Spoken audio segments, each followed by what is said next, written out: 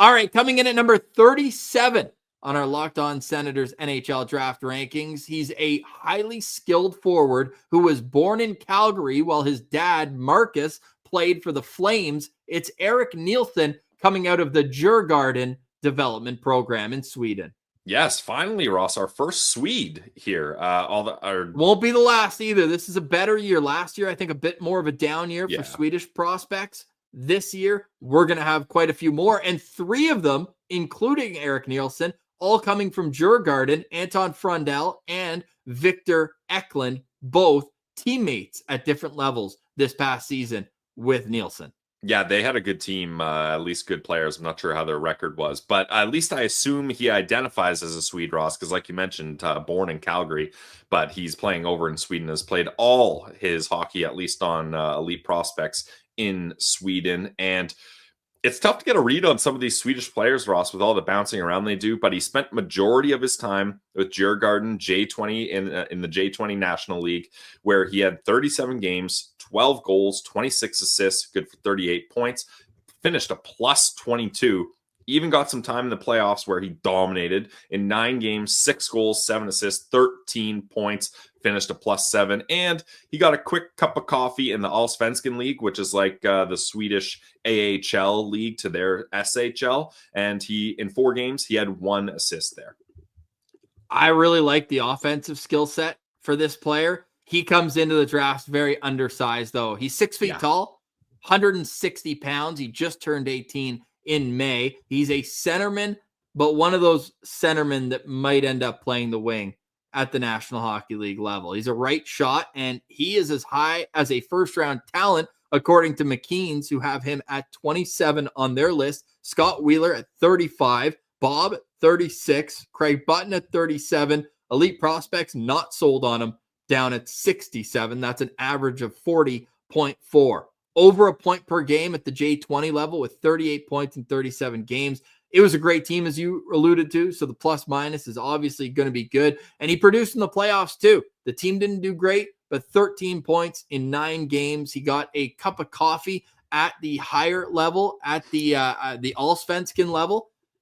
I'm curious to see. This is one where you wish that he got next year under his belt, where he'll be in the NCAA with Michigan State. And if it goes well there, all of a sudden he could boom. And if it doesn't go well there, then you got a lot more question marks at how his game's going to translate to North America. Yeah, but Ross, I anticipate it is going to go well. With Eric Nilson, he's got a lot of talents. He's got a sharp release on his shot. Watching highlights of him playing in Djurgården, as soon as that puck hits the tape, he's ripping it, and he can put a lot of speed and accuracy on it. He had a couple nice top shelf goals. He's got good hockey IQ. He knows when to pass and when to shoot. He's a dual threat for sure. Scott Wheeler calls him one of the smartest forwards in the draft on both sides of the puck, so that helps his two-way game. He's able to break up plays by just being in the right place, right time, reading the play, anticipating what opponents are going to do. But when you're only 160 pounds, you're going to need to add some weight if you're going to be a centerman, and you're going to win draws, and you're going to win those puck battles along the boards.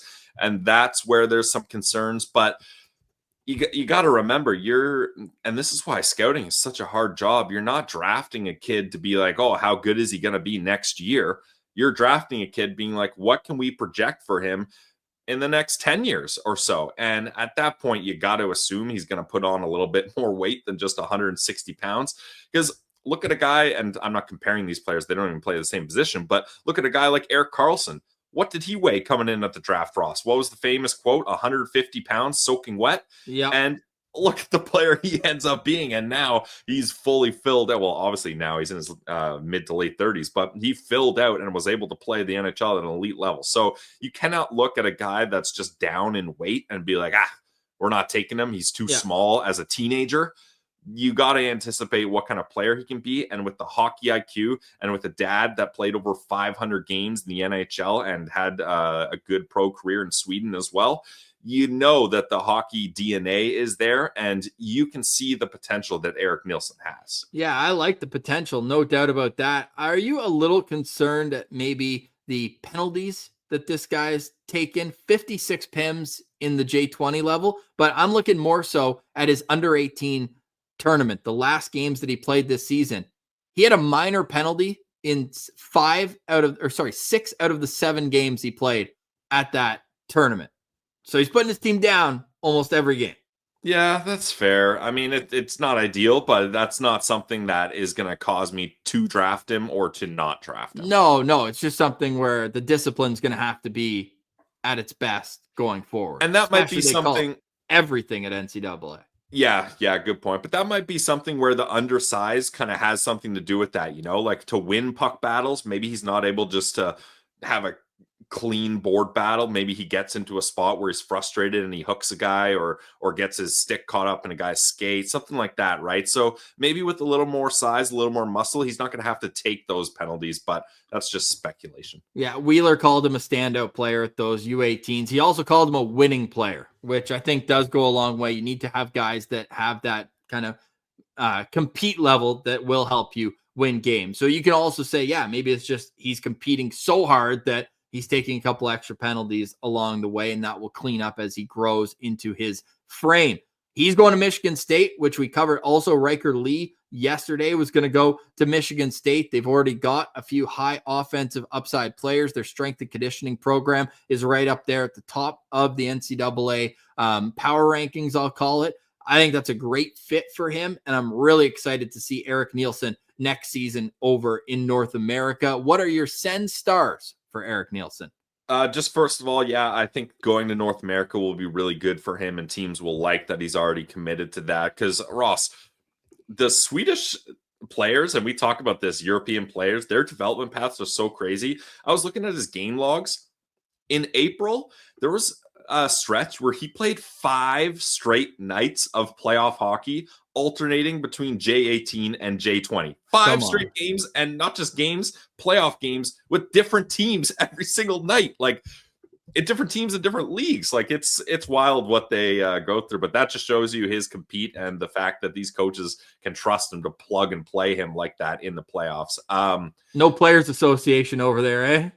Yeah, seriously, that would not fly in most North American leagues. But he finished, or for me, I put him down, Ross, as 3.5 stars. Ooh. I see the potential. I like what he could turn into, but again, I'm not sure the range and the fit is the right type of player that the Ottawa Senators are going for here. Eric Nilson comes in at number 37 on our Locked On Senators NHL draft rankings. If you missed any of them, we will be posting each individual video on YouTube over the course of the next month ahead of the NHL draft on June 27th. But if you get Eric Nilson and you're watching this as a fan of another team, you're in for a fun prospect, and he will be really interesting to track going forward.